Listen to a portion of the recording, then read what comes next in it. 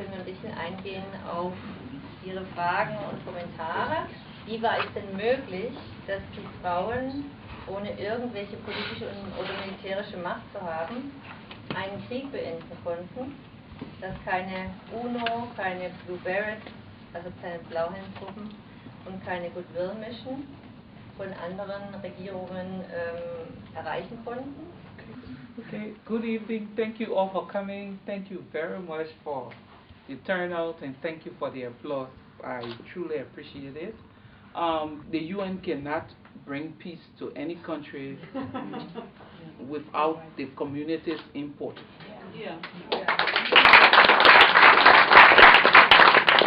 They come into countries as strangers. They know nothing about the conflict except for what they've read and what they've heard. And so it's only people in these communities who know the roots of the conflict. And so we were operating from local knowledge. We knew who to get to. We knew how to talk to people. So, and these are things that the UN doesn't know. I cannot come to Tübingen and say I can make peace. It will never be possible if there was a problem here. I can only come and say to the women, this is what we did in Liberia and how do you want to do it? But the UN come into countries and say, we've come to do it. We don't want to know how you've done, how it happened or how it's done. We have come and we are the superpower. So that is why they are ineffective. Yes. For us, what you saw in the film, I was 17. My high school graduation was December 23rd, 1989. And the war started the next day. And the war didn't end till I was 31. So for 14 years, all we knew was war and suffering. And when the war started, some of the things that people were doing was not as bad as they were doing in 2003. So one of the things that really gave us the strength to go forward was our desire to live, or the desire to see our children have a future. We were living in a country where someone would walk into this room and they could just take your child and carry him away to fight. But beyond that, men would come and they would make children, young boys, rape their mother in front of their fathers. They would see pregnant women and they would have a bet, place a bet. She's carrying a boy. No, she's carrying a girl. And then they would open her stomach and take out the baby to prove their bet. So what kind of life was that? We had gotten to the point where we needed, if we didn't do something, they were going to destroy us. And there were many examples of communities where people just sat silent and died. But we had decided that we were not going to. So those were some of the elements, even though they were negative, but those were the things that really pushed us to getting up to do what we needed to do. We can work together, and there are things that can make us work together. One, we are a whole community of women. Two, when there were conflict, we were the ones that were bearing the brunt. That was the first thing. Secondly, we had to deal with some of the ethnic issues. Liberia is a country where we are 3.3 million people, very small for Africa, and we have 16 ethnic languages. So most of the time, these ethnic groups are at each other's throats. Some of the women who worked with us had brothers who were fighters. Some of them had children who were on the other side, and some of them were supporting groups on the other side. So we had to bring them together to understand that it wasn't about one ethnic group victory.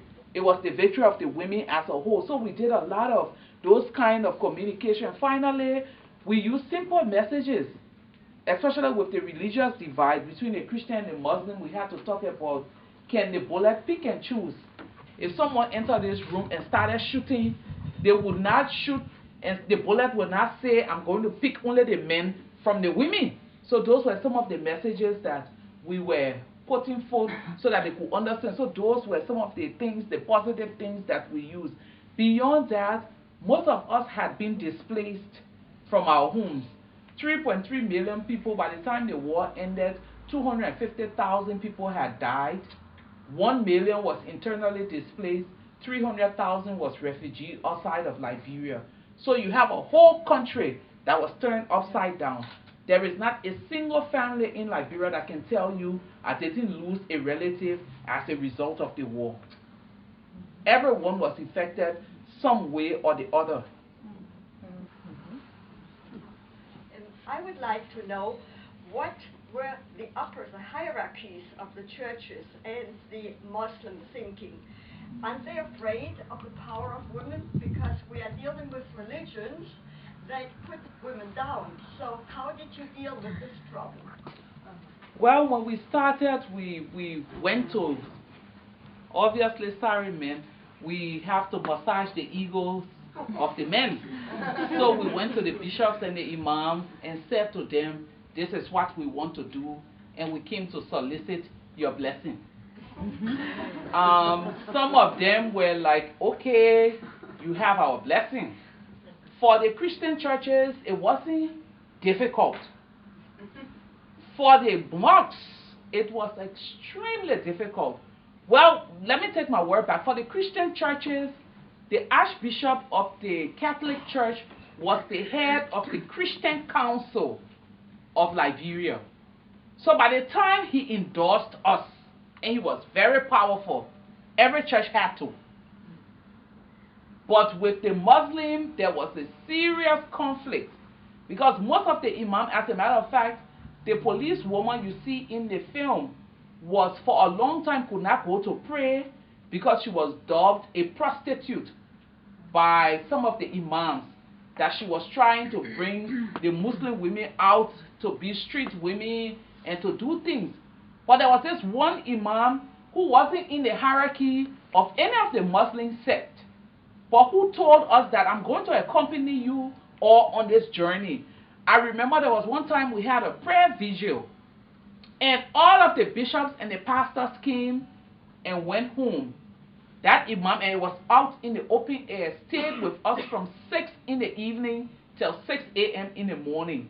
We danced, we sang Muslim songs, we sang Christian songs in the downpour of rain. But he stayed there, and by the next morning, the media picked it up, and then he became like the face, this one man. So then it became embarrassing for other imams not to endorse the women. So by the time he endorsed, the Catholic Archbishop had started going from one imam to the other, talking to them. So then they put the chief imam of Liberia, went on the radio, but we didn't have a huge Muslim women population. When all of these negative things started, the number of Muslim women started to drop. When we got the imam to go on the radio to say that any Muslim woman who wasn't a part of the movement would have to answer on the day of judgment because Allah was a God of peace, we got thousands the next day. So we really had different strategies, even though if they had told us no, we weren't going to sit down, but we thought, let's get the blessing of these people, and that is a lesson that I've learned. People in power wants to continue to feel important, even if they can't contribute anything to your life. Just give them that due respect, and that's what we did. I would like to hear a little more about the reintegration of the young men, the soldiers. You had the poster where it said, "Put down your gun, I love you." How has that worked out with reincorporating those men into the community? My favorite story I like to tell is in 2007, the women went to the World Bank. We've been to many places, trust me. And we carry a list of 10 things that we needed for the World Bank to fund for post-conflict Liberia. And there was a huge panel. We sat there, we had one of the women leaders read her speech and list. And then this woman eloquently spoke in the mic and said to us, "Thank you for your presentation. Take your list, go back and prioritize your priorities." What was that? Prioritize your priorities. So we had 10 things, priorities on the list. Prioritäten. And so when we listed all 10, I think the ex-combatants were like number 5. But by the time they said go back and redo this list and prioritize, they came to number 10. There is no way that you can address issues of rape. I mean, there are children who died at the hands of these young men. Whilst we love them, whilst we want them back in communities, but if the donors are telling us we will fund one item at a time, they have to be at the end of the list. So their situation now is not very fine. Most of them are on the street begging for alms.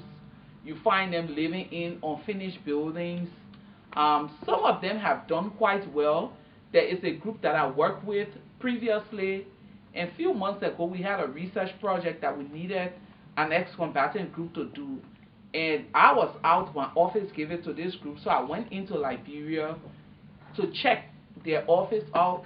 And here are these group of young men that I worked with maybe 10 years ago. And they said to me, this is our organization. They formed themselves into something called the National Ex-Combatant Peace Initiative. And then I pick up their brochure and look at the list of their board members, and they had me as a board member. I didn't know. No one wrote me to tell me. But so you have some groups that are doing good. Some are still in that state of traumatization and drug abuse and drug addiction. And then you still have some who they're not doing good at all. But then also on the overall, we don't really have programs. There are few programs targeting them, but there are not many programs. So their lives, whilst you would say for the average Liberian who didn't fight, they bought maybe 15% out of where they were, those boys maybe 2%. Yeah. Tell me a little bit about this kind of forgiveness which is necessary, because I think that's very hard. You know, whilst forgiveness is hard, Also die Vergebung ist tatsächlich schwierig. it is a necessary tool for reconciliation. Aber sie ist absolut notwendig, damit es eine Versöhnung gibt. And there is no way that we as a people Und es gibt überhaupt keinen Weg, der daran vorbeiführt, dass wir als ein Volk can hold on to the past and expect that we will move forward. Also wir können nicht an der Vergangenheit kleben bleiben, wir müssen vorankommen. Also, if you look at some of those who committed the worst crime, the young boys, Also diese Jungen, most of them were victims of circumstances. also die meisten von denen waren wirklich Opfer von den Bedingungen. Some of the boys that I work with Also es gibt einige von diesen Jungen, mit denen ich arbeite. were 10 years old when they joined the fighting. Sie waren 10 Jahre alt, als sie in diese Truppen eingetreten sind. I mean, there is no real sense of reasoning at that age. Also in dem Alter kann man ja wirklich noch nicht vernünftig denken. And most of them, when their parents were running from the shooting, got left behind.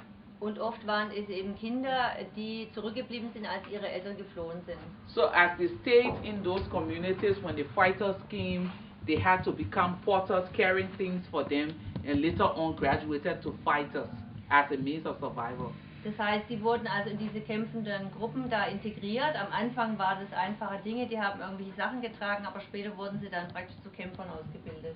It's hard, but if you sit with them and really get to know them, you realize that these young people also have a longing in their hearts, and there is a lot of broken dreams that